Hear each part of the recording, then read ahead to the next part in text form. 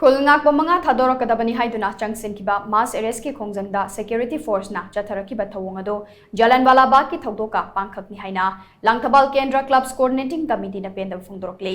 ngarangdagi ngasi fauba Manipur pumada changshinkhiba khongjang aduga mari leinana ngasi numidang hairangoi thong maibam laikai community hall da pangthokpa paugi mifam amada LKCCC gi president Y Hitler hai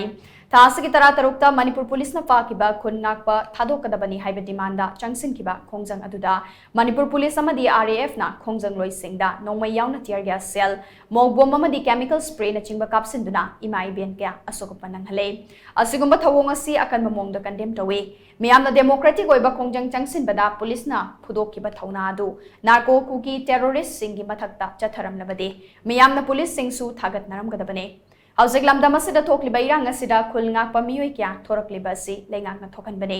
Thasigi kulumdoida CSO local club organization amadi atai loop sing yauna apunba mifam ama kaukibadu hairangoi thoi maibam laikai gi community hall da nongthilpung ama taba matamda pangthoklagane chathakhiba khongjang asida miyamna mapung fana saugalakhiba adugidamakta su tawibang khambu utli amade khongjang asida asokapan nanglaba singi awaba singda saruk yari haina magna makhata ke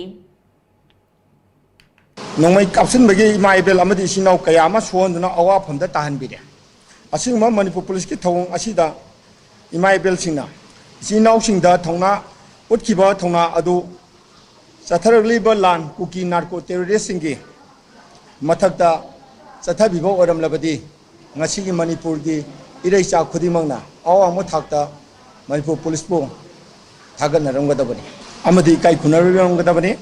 adu ngasi Manipur police ki Thouong asimak matam amada India lengangna British ki mak loilam oina leiringai da samjaraba kulai paijadaba misam praja singda akoi misam praja singna English British ki mathakta mai khongjang kya changshinkhiba aduda nongmai kapsilkhiba amadi misam kya hatkhiba Thoudok Jallianwala Bagh ki Thoudok aduga Pangkhakni haina haijaninge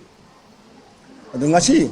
cham chamna lejaramba maitai isin inau maibel khwai punamak amadi ngasi kanana khun ngakpa ohelkhibono haibase ngasi gi lengak na punamangna amadi miyam punamana khangnaraba wafamni ngasi ekhoina changshingliba khongjang asibo tangdu leita handriba ngasi gi Manipur lengangna maru hulan kibani haibada haimanba thowa